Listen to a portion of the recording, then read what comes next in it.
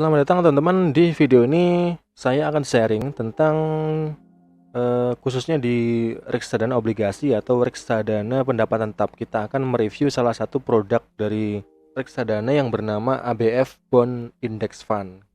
Kita akan mereviewnya, mari kita bahas.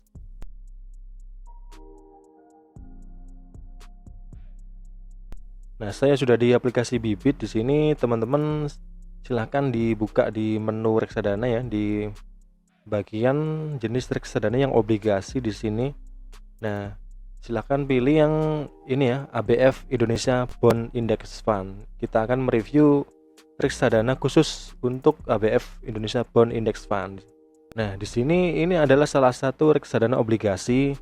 Di sini ini ya, ini salah satu reksadana obligasi yang berbasiskan indeks ya, alias index fund. Berarti kinerja dari reksadana ini kira-kira akan mengikuti dari indeks khususnya obligasi ya. Ini indeks obligasi. Nah, di sini kita bisa lihat harga NAV-nya ya. Di sini harga NAV atau net asset value, atau kalau dalam bahasa Indonesia itu namanya NAB, nilai aset bersih, sama aja ya. Di sini harganya sekitar 50 ribuan per unit ya. Harga satu unitnya 50 ribuan.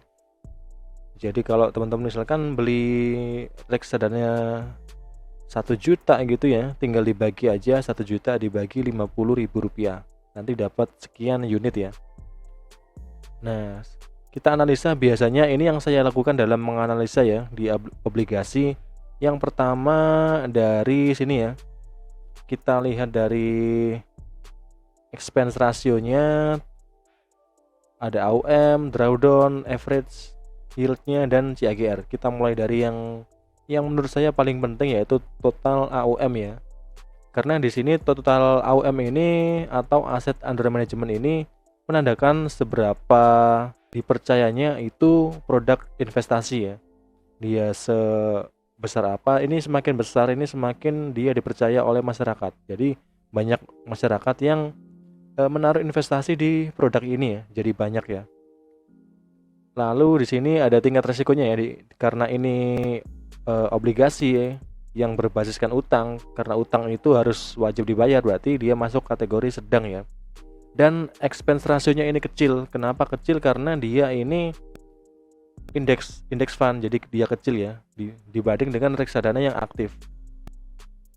Nah, tetap ada biaya. Di sini muncul biaya ya, 0,21%. Ini buat apa sih expense ratio ini? Nah, expense ratio ini adalah salah satu biaya atau pengeluaran dari reksadana untuk menggaji analis-analis yang ada di manajer investasi. Nah, di sini ya, mengapa ini timbul. Dan ada juga CAGR, atau ini kenaikan ya dalam 1 tahun terakhir ini sekitar 9,99%. Ini cukup besar ya untuk obligasi ya, hampir 10% dalam 1 tahun terakhir ya.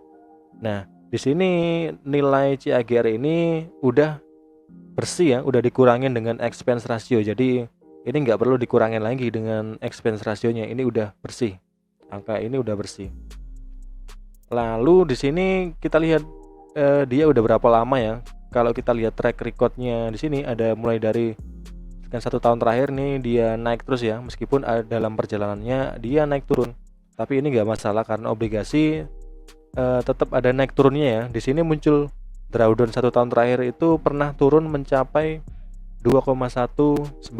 Jadi teman-teman kalau melihat portofolionya turun 2,1% dalam 1 tahun itu nggak apa-apa, silakan invest di sini. Kalau nggak bisa menahan penurunan itu, saya sarankan jangan ya. Nah, kita lihat lagi dari 3 tahun terakhir, lebih lama ya. Di sini dia tetap naik ya. Dalam 5 tahun juga kita cek, dalam 10 tahun kita cek juga dia dari tahun berapa dia ya, atau dari all ya, yang semua. Nah, ini dari mulai tahun 2008 ini sekitar ya, 2008 di sini dia naik terus ya karena dia obligasi. Dan termasuk cukup lama di sini. Udah dari 2008 atau 2007 ini kita lihat ya, dari histori nilai NAV-nya. Di sini minimum pembeliannya cukup besar ya, 1 juta rupiah ya di sini ya. Nah, ini mungkin menjadi salah satu pertimbangan sobat investor ya di rumah ya, kira-kira 1 juta ini kira-kira cukup besar atau kecil ya. Nah, di sini kita bisa lihat dia ini. Nah, di sini ada alokasi aset ya. Di sini hampir 99,9% ini dialokasikan ke obligasi dan sisanya ini berupa kas ya atau liquid ya atau dana yang cair ya. Nah, kita lihat di sini dia ini ada semuanya obligasi pemerintah ya, kita lihat ya di sini ya. Obligasi FR alias ini fixed rate ya. Nah, saya akan tunjukkan bagaimana cara melihat atau detail dari salah satu obligasi di dalamnya ya. Teman-teman bisa copy aja kok ini kodenya, kode obligasinya di copy, silahkan ke Google, dipaste di Google aja. Nanti kita di paling atas ada yang dari KC ya, silahkan diklik, nanti akan muncul detail tentang obligasi itu. Nah, di sini muncul ya security name-nya ini obligasi milik negara Republik Indonesia. Ada serinya yang tadi, dan ini penerbitnya siapa? Ini pemerintah Republik Indonesia. Dan di sini ada tipenya ya, government bonds ya atau obligasi pemerintah, dan kapan dia listing, 2010 dia listing. Nah, dan seterusnya. Di sini ada juga ya, interest rate-nya ya atau kuponnya ya berapa persen ya. Dan tipenya dia fix. Dan ada juga di sini tanggal ininya ya, mature date-nya ya, atau tanggal selesainya obligasi itu di tahun 2026. Nah, kita kembali lagi ke Bibit ya. Nah, di sini kita bisa lihat ya, di sini ada daftar switchingnya ya, karena ABF Bond Index Fund ini dikelola oleh manajer investasi Bahana, jadi nanti dia bisa di switch ke produk reksadana lain yang dikelola oleh Bahana manajer investasi.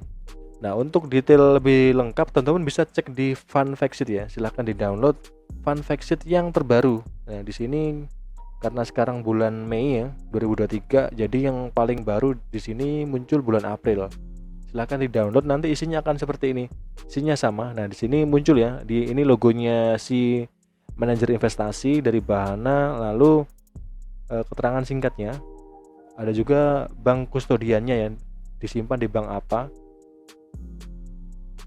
alokasi seperti yang di Bibit tadi hampir sama di sini. Nah, cuma di sini nanti muncul kinerja juga ya dalam beberapa tahun terakhir, dan klasifikasi resikonya ini di tingkat mana, dari yang paling rendah ya sampai tinggi. Nah, di sini muncul ya, ada pasar uang yang paling rendah, ada yang pendapatan tetap, campuran, dan saham. Ini masuk kategori yang sedang tapi yang awal ya, yang atau sedang yang low. Dan informasi mengenai kinerja reksadana bisa teman-teman lihat di sini ya, di Fund Fact Sheet. Jadi teman-teman pastikan analisa dahulu dari produk ini, produk reksadananya, sebelum teman-teman melakukan pembelian.